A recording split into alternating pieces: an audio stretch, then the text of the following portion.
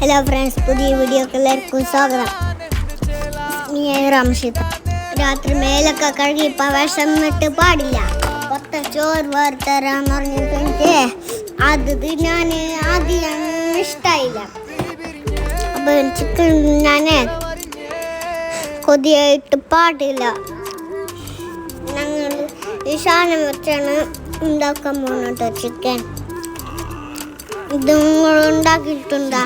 നല്ല ടേസ്റ്റാണ് കേട്ടോ.